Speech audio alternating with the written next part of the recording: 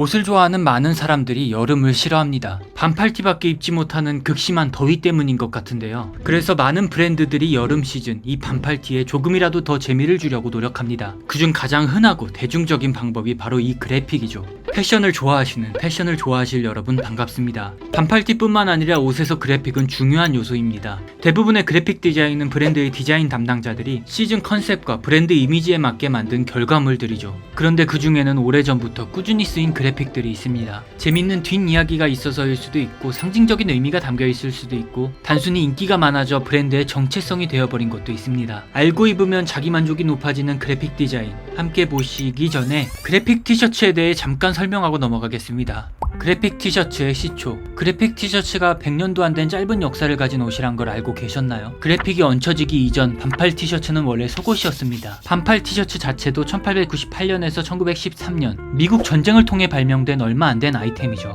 지금에야 속옷에도 다양한 무늬와 디자인을 볼 수 있지만 당시에는 옷 안에 입는 옷으로 무늬가 없는 밋밋한 흰옷이었습니다. 1950년대까지도 일부 고등학교에선 흰색 티셔츠를 입고 등교하는 학생들을 복장 불량으로 집으로 되돌려보내는 경우도 있었으니까요. 첫 그래픽 티셔츠는 1939년 영화 오즈의 마법사에서 등장합니다. 허수아비를 수리하는 인부들의 반팔티에 OZ가 인쇄되어 있었죠. 그 후 군대에서 부서 이름과 프로그램이 적힌 그래픽 티셔츠를 대량으로 보급하기 시작하였고 2차 세계대전 이후 그 보급된 티를 일상에서도 입기 시작하였습니다. 그 후 군용이 아닌 상업용 티셔츠가 제작되기 시작한 건 1942년 바로 이 티셔츠부터입니다. 간단한 그래픽 티셔츠의 역사를 알았으니 다시 본론으로 돌아가겠습니다. 한 번쯤은 봤지만 그러려니 하고 지나쳤던 그래픽 디자인들은 어떤 것이 있을까요? 디즈니. 할아버지 세대가 아닌 이상 대부분의 우리는 만화를 보며 자랐습니다. 만화와 관련된 카드나 스티커도 모으고 장난감도 사며 좋아라 했죠. 또한 캐릭터가 그려진 가방, 옷, 신발 등 그것과 관련된 굿즈도 착용하곤 했습니다. 그러던 우리가 나이를 먹고 다른 취미나 현실에 치여 그런 것들을 잊어버리죠. 서론이 길죠. 백문이 불여일견입니다. 포켓몬티, 원피스티, 최애의 IT. 여러분은 이것들을 입고 대학교나 직장에 나가실 수 있으신가요? 아무리 만화를 좋아해도 보는 건 취미로 할 수 있어도 좋아하는 만화 캐릭터를 옷으로 입는 건 별개의 문제입니다. 하지만 이 티는 어떤가요? 직장까진 아니더라도 대학교 그리고 밖을 나갈 때도 입을 수 있을 것 같습니다. 심지어 이 만화를 잘 안 본 사람도 말이죠. 도대체 왜 그런 걸까요? 부모님 세대부터 시작된 오래된 만화 때문일 수도 있고 마케팅으로 캐릭터 이미지를 잘 형성해서일 수도 있습니다. 그 다양한 이유 중엔 밴드티나 클럽티가 나오기 훨씬 전부터 생산된 오래된 그래픽 티셔츠라는 것도 포함됩니다. 1950년대 후반 그래픽 티셔츠가 정치적으로나 문화적으로 사용되기 전에 트로픽 스톡스라는 인쇄회사가 디즈니 캐릭터 라이센스를 획득하여 캐릭터 티를 판매하기 시작합니다. 여기서 라이센스란 한국에서 유명한 라이센스 브랜드 내셔널 지오그래픽, 코닥을 생각하면 쉬운데요. 어떤 것을 사용할 권리를 의미합니다. 어쨌든 당시 이 회사에서 만든 디즈니 캐릭터 티를 보면 지금 입어도 어색해 보이지 않습니다. 이 그래픽 티셔츠가 이익을 많이 본 탓일까요? 80년대까지만 트로픽 스톡스가 디즈니 티를 만들고 현재는 디즈니가 직접 옷을 만들어 디즈니 캐릭터에 대한 저작권을 엄격하게 지키고 있습니다. 이베이에서 트로픽 스톡스를 검색해보시면 희소성 높은 빈티지 티셔츠를 찾아볼 수 있습니다. 스마일, 노란색 동그라미에 웃는 입 그리고 눈 위치에 있는 두 개의 심플한 점, 우리에게 친숙한 스마일 아이콘입니다. 이 스마일 디자인을 활용한 반팔 그래픽 티셔츠를 한 번쯤은 보셨을 텐데요. 현 시점 가장 유명한 스마일은 아마 이 브랜드일 테지만 이 브랜드의 스마일도 과거에서 온 것입니다. 스마일이 탄생한 곳은 미국의 어느 한 보험회사였습니다. 1963년 이 보험회사는 인수합병 등으로 힘든 시기를 보냈다고 하는데요. 고된 업무에 힘들어하는 직원들을 격려하기 위해 보험회사가 한 디자이너에게 직원들을 위한 그래픽 디자인을 제안을 했고 그 디자이너가 10분 남짓한 시간을 고민하여 만든 것이 지금의 스마일 아이콘이죠. 이 포스터는 마케팅 의도가 없었기 때문에 저작권을 따로 등록하지 않았는데요. 그로 인해 많은 사람들이 많은 분야에서 활용을 합니다. 문구를 추가해 배지로 상품화하여 5천만 개를 판매하기도 했고요. 만화책에도 활용됩니다. 그리고 유명 밴드들도 이 스마일 이미지를 마케팅 이미지로 활용했는데요. 그중 하나가 밴드티에서 볼 수 있는 너바나의 X눈 스마일이죠. 이렇게 많은 분야 중에 패션 브랜드에서 활용한 사례가 앞서 말씀드린 캐피탈과 차이나타운 마켓입니다. 브랜드 캐피탈에 대해 간단히 설명드리자면 캐피탈은 데님이 특산물인 일본의 도시 코지마와 수도 캐피탈의 합성어입니다. 그 이름처럼 데님을 기반으로 일본의 전통 기법을 적용해 아메리칸 의류들을 재해석하는 브랜드죠. 캐피탈이 자주 쓰는 이 스마일 역시 미국의 문화에서 영향을 받았다고 볼 수 있는데요. 디자인 디자이너의 인터뷰에 따르면 캐피탈의 스마일은 히피 문화를 상징한다고 합니다만 자세한 의미는 주석을 달지 않고 소비자의 자유로운 해석에 맡겨버립니다. 아무리 그래도 왜 눈이 4개인지 의문이 생기죠. 저도 궁금해서 검색을 하다가 이 스마일이 쓰인 초기 제품인 두건에서 힌트를 얻을 수 있었습니다. 여기서 4개의 눈이 달린 스마일을 레인 스마일이라고 합니다. 일본에서 장마철은 해마다 거쳐야 하는 통과 의례인데요. 그래서 소나기가 내리는 배경에 웃고 있는 스마일은 덥고 힘든 장마철에 웃으며 긍정적으로 보내기를 바라는 마음이 담겨 있다고 합니다.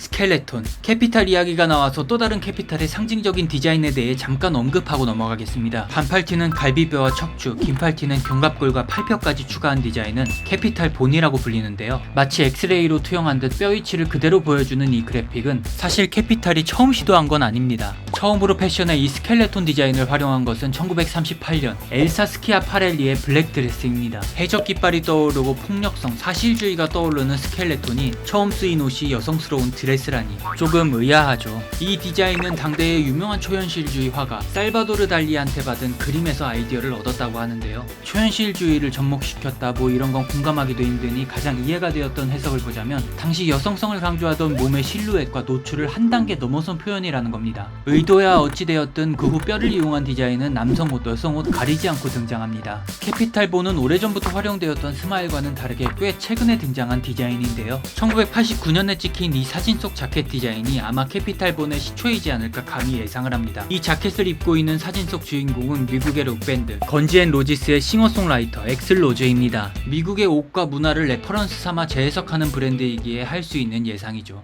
8볼, 스투시 하면 브랜드의 창립자가 직접 사인한 로고만큼이나 이것을 자주 볼 수 있습니다. 숫자 8이 새겨진 당구공이죠. 80년대 쇼 스투시의 초창기 그래픽 디자인 중 하나입니다. 이 많은 것들 중 지금까지 꾸준히 활용되고 있는 몇 안 되는 디자인인데요. 이 8볼은 특별한 의미를 지녔습니다. 당구에서 8번 볼은 게임의 승패를 결정짓는 운명의 볼입니다. 제일 마지막에 넣어야 하는 공이며 실수로 중간에 넣는다면 패배하죠. 그래서 이 공을 가리켜 마지막까지 버틴 최후의 1인으로 비유되기도 합니다. 30년 넘게 스트릿 브랜드로 살아남아온 스투시가 8볼을 꾸준히 사용하는 이유도 흘러가는 이 순간에도 온전히 존재하고 살아있는 스투시 그 자체를 의미하기 때문입니다. 폴로베어, 막상 만나면 얼어버리는 실제 곰과는 다르게 옷 전면부에 예쁘게 차려입은 곰은 우리에게 친숙합니다. 랄프 로렌의 말 다음으로 옷에 여러 차례 등장하는 곰은 그래픽 이미지이기 이전의 실제 인형이었는데요. 외국 영화 속에서 꽤나 등장했던 테디베어 인형입니다. 최초 테디베어를 만든 독일인 리하르트 슈타이프가 랄프 로렌에게 선물한 테디베어가 이 그래픽 디자인의 시초인데요. 보이는 것처럼 폴로의 옷들로 풀착장한 테디베어입니다. 랄프 로렌은 그 곰인형이 마음에 들었고 사업가인 그는 폴로 고객들도 좋아할 것 같아 직접 생산 판매해봅니다. 프레피베어라는 이름도 지어주고 플래그십 스토어에 단 200개만 시험 삼아서 판매하였죠. 그것은 단숨에 매진되었고 그걸 본 랄프 로렌은 확신이 생겨 이 인형을 옷에 적용시키려 합니다. 그는 남성복 아트 부서에 일하는 한 인물이 빈티지 장난감에 대한 지식이 있다는 것을 알고 이 프로젝트를 위임합니다. 이 인물이 예술가이면서 로고 디자이너인 리차드 타신이었습니다. 91년부터 96년까지 그가 한 다양한 폴로베어 디자인은 당시 유행했던 스타일과 잘 맞아떨어지면서 큰 인기를 얻습니다. 게다가 90년대 래퍼들 사이에서 폴로 랄프 로렌이 유행을 하면서 브랜드 자체가 전성기였던 시기이기도 했죠. 폴로베어는 곰의 형상만 기억하는 경우가 많지만 그 곰이 입고 있는 패션 센스를 보는 재미가 있습니다. 정말 다양한 옷을 입은 폴로베어가 존재하거든요. 여담으로 폴로베어를 디자인한 리차드는 알려지지 않았지만 다양한 디자인도 많이 했습니다. 오늘 제가 준비한 그래픽 이야기는 여기까지입니다. 한 번쯤은 봤을 법한 그래픽 디자인들로 준비했는데 어떠셨나요? 이것 말고도 평소에 자주 봤는데 어떤 의미를 지녔는지, 왜 자주 쓰이는지 궁금한 그래픽이 있다면 댓글로 남겨주세요. 그것들을 모아 또 영상을 기획해보겠습니다. 물론 이번에 다루지 않은 밴드티 그래픽 영상을 만든 후에 말이죠. 오늘도 끝까지 함께 해주셔서 정말 감사합니다.